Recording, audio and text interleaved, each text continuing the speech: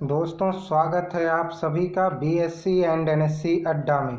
इस वीडियो में हम एनालिसिस करेंगे टाटा ग्रुप के एक दमदार स्टॉक के बारे में। जैसा कि आप अपनी स्क्रीन पर देख पा रहे हैं, वो स्टॉक है टाटा पावर। इस नाम से तो आप सभी लोग परिचित होंगे और टाटा ग्रुप से भी आप सभी लोग अच्छे से परिचित होंगे। तो चलिए शुरू करते हैं वीडियो को और देखते हैं। दोस्तों, टाटा पावर का पीई रेशियो जो है वो 34.34 है, जबकि सेक्टर पीई रेशियो जो है 21.28 है। अगर हम लोग पीबी रेशियो की बात करते हैं तो 1.53 है और सेक्टर पीबी रेशियो जो है 2.52 है। अगर डिविडेंड यील्ड की बात करते हैं तो 1.28% है, यही सेक्टर डिविडेंड यील्ड 1.88 है। और आप देख लेते हैं इन्वेस्टमेंट चेकलिस्ट। इस टाइम इसकी जो है वैल्यू थोड़ी सी हाई चल रही है, डिमांड बहुत ज़्यादा हो गई थी तो इसके प्राइस एकदम से बहुत ऊपर उछल गए थे। बट अगर आप लॉन्ग टर्म के लिए होल्ड करना चाहते हैं तो भी आप इस स्टॉक में एंट्री ले सकते हैं। लॉन्ग टर्म के लिए ये प्राइस हाई नहीं है, आप इसमें एंट्री ले सकते हैं। डिविडेंड रिटर्न अच्छा दे रही है, 2017 से 2021 लगातार डिविडेंड बांट रही है।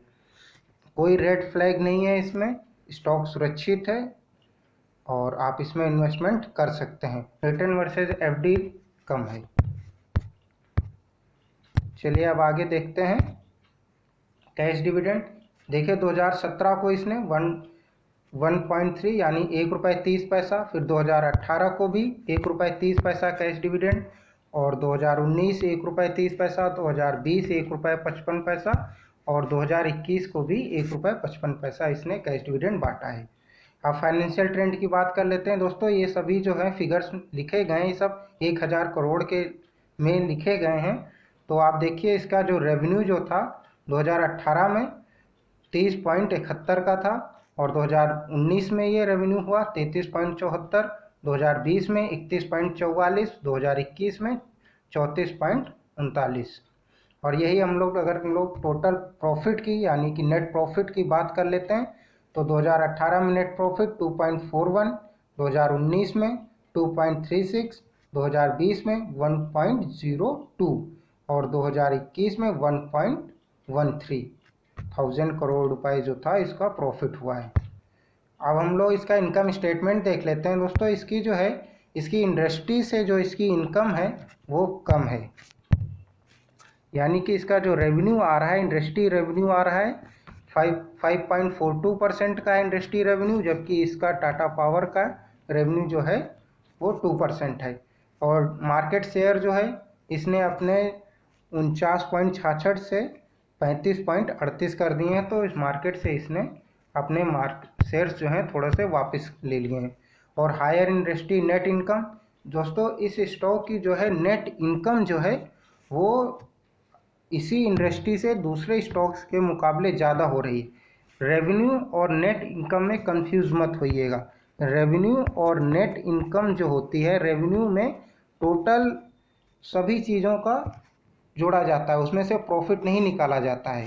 और जबकि नेट इनकम जो होती है, नेट इनकम सभी खर्चों को हटा दिया जाता है, टोटल एक्सपेंस को माइनस करके जितना प्रॉफिट होता है वो जो होता है वो नेट इनकम होती है। तो टाटा पावर की जो है नेट इनकम जो है वो ज़्यादा है इंडस्ट्री के एवरेज से। चलिए अब देख लेते हैं हम लोग फाइनेंशियल ईयर 2017 में इसका टोटल रेवेन्यू हुआ था 29,479.32 करोड़ का, जब यही 2021 में बढ़कर हो गया है 34,391.77। और हम लोग अगर यही पे आउट रेशियो की बात कर लेते हैं तो इसका पे आउट रेशियो 2017 में था 0.39 और यही 2021 में हो गया है 0.41। नेट इनकम देख लेते हैं। दोस्तों, नेट इनकम इसकी 2017 में 896.55 थी और यही 2021 में 1127.38 करोड़ रुपए इसकी नेट इनकम हो गई है। अब यही हम लोग इसके चेंज देख लेते हैं, कितने परसेंट चेंज हुआ है पिछले सालों में इसकी टोटल रेवेन्यू में। दोस्तों 2015-16 में इसकी टोटल रेवेन्यू जो है 7.94% गिरी थी और फिर उसके बाद 2019 में भी इसकी टोटल रेवेन्यू जो है वो 6.81% गिरा था, जबकि यही 2020-21 में इसका टोटल रेवेन्यू 9.39% बढ़ा है। और यही नेट इनकम देख लीजिए कि इसका नेट इनकम जो है 2015-16 में 294.57% इंक्रीज हुआ था, और जबकि 2019-20 में ये 56.82% पिछले साल से, यानी 2018-19 के मुकाबले 2019-20 में इसका जो है नेट इनकम 56.82% गिरी थी। और फिर 2020-2021 में इसका जो है नेट इनकम बढ़ी है 10.81% जो है 2019-20 से 10.81% इसकी नेट इनकम जो है बढ़ी है। अब दोस्तों बैलेंस शीट की देख लेते हैं। इसकी डेप्ट जो है थोड़ा सा ज़्यादा है इंडस्ट्री के मुकाबले में, क्योंकि एवरेज इंडस्ट्री का जो डेप्ट है वो 255.35 है, जबकि इसी का टाटा पावर्स का डेप्ट जो है 269.42% है। और इंडस्ट्री करंट रेशियो जो है इसका वो भी कम है, क्योंकि इसका इंडस्ट्री एवरेज करंट रेशियो जो है 48.32 है, और जबकि इसका 46.43 है। अब देख लेते हैं कैश फ्लो के बारे में। दोस्तों इसका कैश फ्लो जो है लगातार कई सालों से यानी 2016 से मेंटेन है, कभी भी कैश फ्लो की इसके पास कमी नहीं आई है। तो ये बहुत ही अच्छी बात है कि इसके पास, कंपनी के पास अपने डेली एक्सपेंस के लिए हमेशा से पैसे रहे हैं।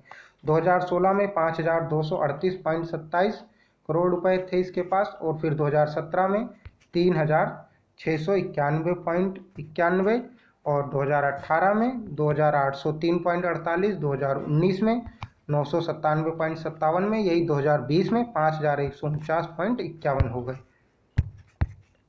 अब हम लोग बात कर लेते हैं होल्डिंग्स के बारे में। दोस्तों इसकी करीब 6 महीने से प्रोमोटर्स होल्डिंग जो है ऑलमोस्ट स्टेड है, मतलब कोई भी उसमें चेंजेस नहीं हुआ है। और जबकि म्यूचुअल फंड्स में थोड़ी सी कमी आई है, और FII यानी फॉरेन इन्वेस्टमेंट जो होते हैं इंस्टीट्यूशंस के, उनमें थोड़ी सी कमी आई है।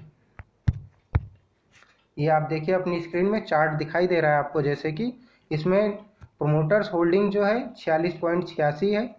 तो वो सितंबर 2020, दिसंबर 2020 और मार्च 2021 तीनों में एक ही है, यानी 46.86, 46.86, 46.86।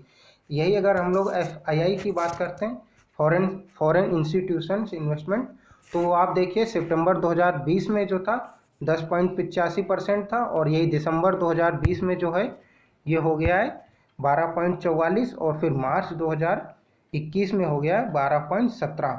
तो ये थोड़ी सी गिरावट आई है FII में। यही आप अगर DII में बात करते हैं तो इसमें भी थोड़ी सी गिरावट आपको दिखाई देगी, क्योंकि ये सितंबर 2020 में 25.89 था, और ये दिसंबर 2020 में हो गया है 23.73, और जबकि मार्च 2021 में DII हो गया है 20.07%। और अगर हम लोग अदर्स की बात करते हैं तो इसमें अदर्स की होल्डिंग में लगातार बढ़ोतरी देखने को मिली है, क्योंकि सितंबर 2020 में 16.40 रहा है, दिसंबर 2020 में 16.97% रहा है, और मार्च 2021 में हो गया 20.90, यानी लगभग 21% की अदर्स की होल्डिंग आ गई, यानी रिटेल्स की। अब हम लोग बात कर लेते हैं दोस्तों इस स्टॉक में इन्वेस्टमेंट करना चाहिए या नहीं करना चाहिए। यह एक बहुत ही बड़ा डिसीजन होता है, क्योंकि आप अपनी पूंजी इस स्टॉक में लगाते हैं, और अगर आपका एनालिसिस सही नहीं निकला तो बहुत ही ज़्यादा चांस होते हैं कि आपका पैसा डूब जाएगा, यानी कि आपके पैसे नुकसान हो जाएगा। तो कभी भी अगर इन्वेस्टमेंट करिए तो टेक्निकल पॉइंट्स और उसके सभी फंडामेंटल्स को अच्छे तरीके से एनालिसिस करके ही इन्वेस्टमेंट करिए। किसी के भी टिप्स पर इन्वेस्टमेंट मत करिए, अपने फाइनेंशियल एडवाइज़र से सलाह ज़रूर करिए। दोस्तों इसको लोगों ने बाय करने के लिए 74% के लिए बोला है कि यह स्टॉक अच्छा है, आप इसमें बाय करिए।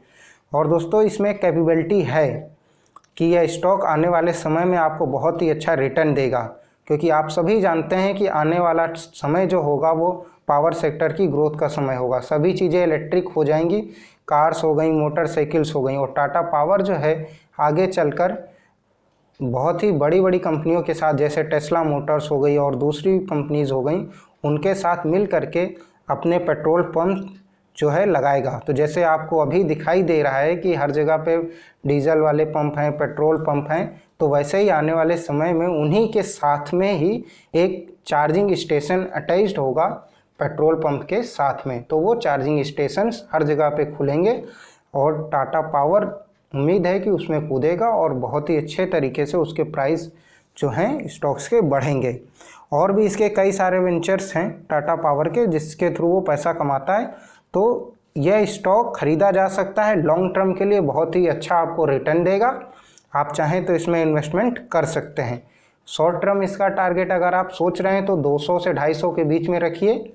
ये 200 से 250 के बीच में जल्दी ही जा सकता है, बट लॉन्ग टर्म टारगेट तो इसका 3 गुना या 4 गुना तक आराम से होगा, यानी कि 600, 700, 500 तक तो आराम से ये स्टॉक जाएगा ही। तो लॉन्ग टर्म के लिए बहुत ही अच्छा स्टॉक है, आप चाहें तो इसमें अपनी होल्डिंग कर सकते हैं। और दोस्तों, अगर आप हमारे चैनल पर नए हैं तो चैनल को सब्सक्राइब कर दीजिए, वीडियो अच्छा लगा हो तो लाइक कर दीजिए, और अगर आप हमें मैसेज करना चाहते हैं या कोई क्वेरी है तो दिए गए मेल एड्रेस पे आप अपना टेक्स्ट ड्रॉप कर सकते हैं। इस वीडियो में बस इतना ही। आप सभी का बहुत बहुत धन्यवाद।